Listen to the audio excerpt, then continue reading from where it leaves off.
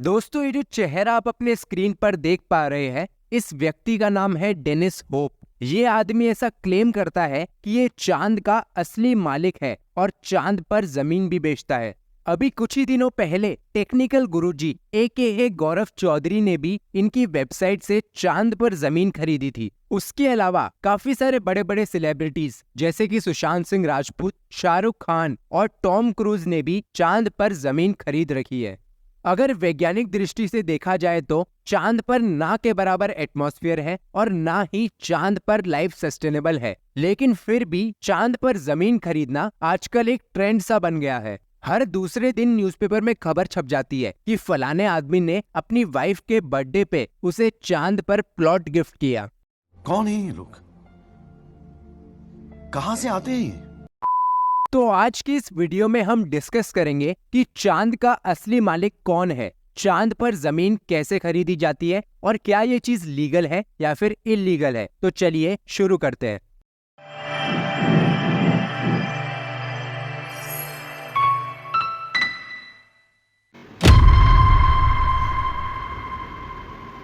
(1967) में outer space treaty sign की गई थी।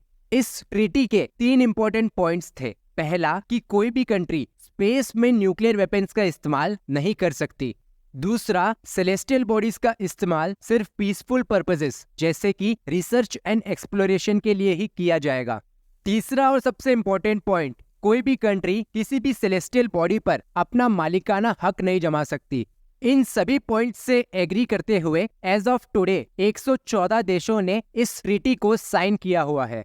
लेकिन इस आउटर स्पेस ट्रीटी में एक लूप होल है। इस ट्रीटी में ये तो लिखा गया है कि कोई भी कंट्री किसी भी सेलेस्टियल बॉडी पर अपना मालिकाना हक नहीं जमा सकती, लेकिन कोई भी प्राइवेट पर्सन या फिर इंडिविजुअल किसी भी सेलेस्टियल बॉडी पर अपना मालिकाना हक नहीं जमा सकता, ऐसा इस ट्रीटी में कुछ भी नहीं लिखा गया है।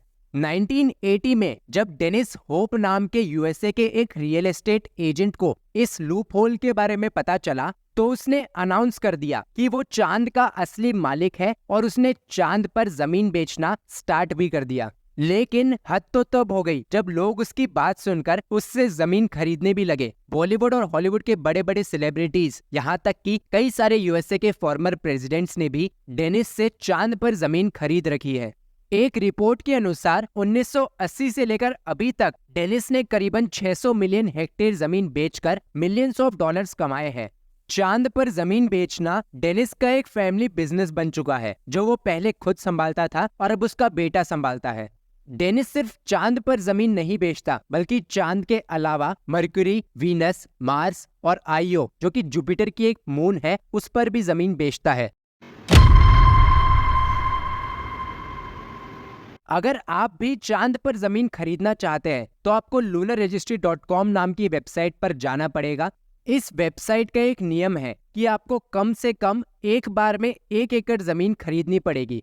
जब आप इस वेबसाइट पर जाओगे तो आप देखोगे कि इन्होंने चांद को अलग अलग रीजन्स में डिवाइड करके रखा है। आप इनमें से किसी भी रीजन में अपना प्लॉट खरीद सकते हैं। प्लॉट की कीमत इस चीज पर डिपेंड करती है कि आपने कौन से रीजन में अपना प्लॉट बुक कराया है। लेकिन फिर भी 1 एकड़ के प्लॉट की एवरेज वैल्यू आपको करीबन $35 यानी कि 2800 इंडियन रुपीस तक देखने को मिल जाएगी। प्लॉट खरीदने के बाद प्लॉट की रजिस्ट्रेशन सर्टिफिकेट, प्लॉट की सैटेलाइट इमेज और एग्जैक्ट कोऑर्डिनेट्स आपके घर पर पहुंचा दिए जाएंगे। वैसे मैं आपको बता दूं कि इस वेबसाइट से चांद पर प्लॉट खरीदना बिल्कुल लीगल है, लेकिन इसका मतलब ये नहीं हो जाता कि आपका एक्चुअली में चांद पर एक प्लॉट है।